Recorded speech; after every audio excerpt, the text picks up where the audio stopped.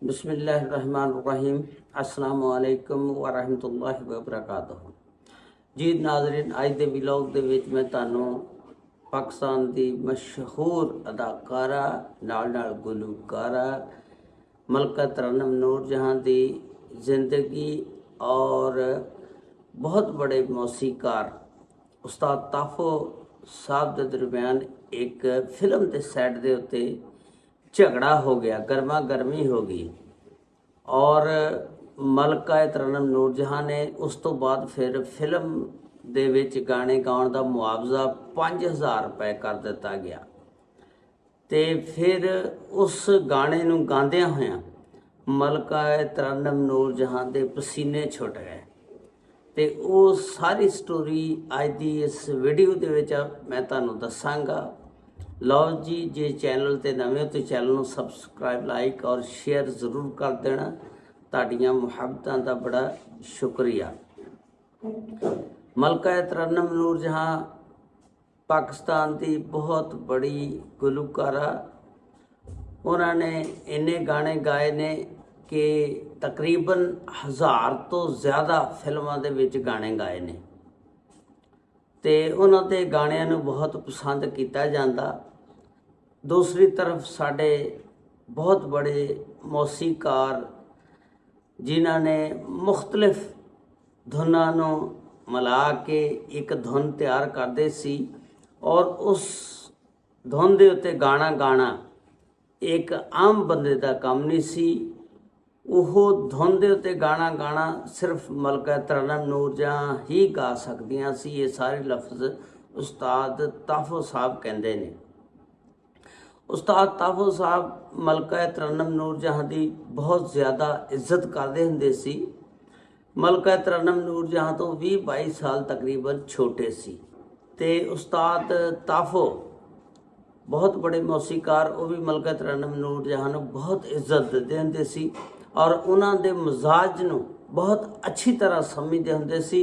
और कोई भी गाने की अगर धुन तैयार करते हुंदे सी उन्हां दे मजाज नूं देखदियां होइयां उस गाने की धुन तैयार करते हुंदे सी। ते ये फिल्म एक सन 1985 दे विच बनदी आ, जिहड़ी सन 1986 दे विच रिलीज़ हुई। फिर इस फिल्म का नाम सी चन्न ते सूरमा। ये पंजाबी फिल्म सी। इस फिल्म दे विच अदाकार सुल्तान राय, अंजुमन, मुस्तफा कुरैशी, इकबाल हसन, यूसुफ खान से। इस फिल्म दे विच गाना जिहड़ा सी ओह अदाकारा अंजुमन ते फरमाया जाना सी,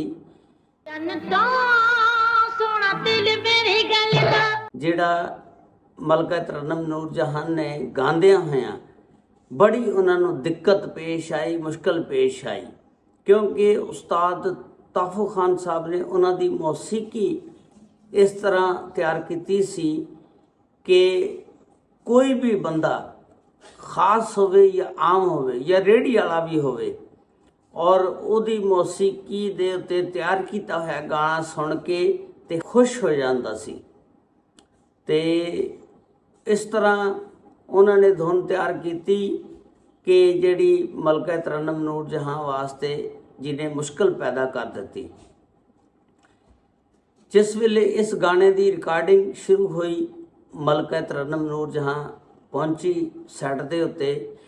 उस्ताद ताफो खान साहब कहंदे ने इस तरह गाना शुरू नहीं होना। मलका तरन्नुम नूरजहां साहबा कहंदी है तुसीं मैनूं इहदी असाई सुनाओ ते टेक करो, गाने नूं रिकॉर्ड करो। ते उस्ताद ताफो खान साहब कहंदे ने इहदी रिकॉर्डिंग करना इतना आसान नहीं हैगा, तुसीं इदां करो पहला रिहर्सल करो इस गाने दी, फिर इस गाने नूं फिर असीं रिकॉर्ड करते हैं। मलका तरन्नुम नूरजहां साहबा कहण लगियां इस गाने दे विच किहड़ी ऐसी मुश्किल आ जिहड़ी मैं गा नहीं सकदियां। ते उस्ताद ताफो खान साहब ने बड़े अदब नाल उन्होंने कहा कि एक बारी रिहर्सल जरूर कर लो, बहुत मुश्किल पेश आएगी। ਇੰਨੀ ਗੱਲ ਕਹਿਣੀ ਸੀ ਕਿ ਮਲਕਾ ਤਰਨਮ ਨੂਰ ਜਹਾਂ ਸਾਹਿਬਾ ਨੂੰ ਗੁੱਸਾ ਆ ਗਿਆ ਤੇ ਦੂਸਰੀ ਤਰਫ ਉਸਤਾਦ ਤਾਫੋ ਸਾਹਿਬ ਨੂੰ ਵੀ ਗੁੱਸਾ ਆ ਗਿਆ ਔਰ ਗੁੱਸੇ ਦੀ ਹਾਲਤ ਦੇ ਵਿੱਚ ਫਿਰ ਉਹ ਉੱਠ ਕੇ ਬਾਹਰ ਚਲੇ ਗਏ। ਜਿਸ ਵੇਲੇ ਬਾਹਰ ਚਲੇ ਗਏ ਫਿਰ ਉਹਨਾਂ ਦੇ ਬੜੇ ਭਰਾ ਉੱਠ ਕੇ ਉਹਨਾਂ ਦੇ ਪਿੱਛੇ ਜਾਂਦੇ ਨੇ, ਜਾ ਕੇ ਕਹਿੰਦੇ ਨੇ ਤੁਸੀਂ ਇਸ ਤਰ੍ਹਾਂ ਨਾ ਕਰੋ, ਇਹ ਗੱਲ ਗਲਤ ਆ, ਤੁਸੀਂ ਅੰਦਰ ਜਾਓ, ਜਾ ਕੇ ਗਾਣੇ ਦੀ ਰਿਕਾਰਡਿੰਗ ਕਰਾਓ।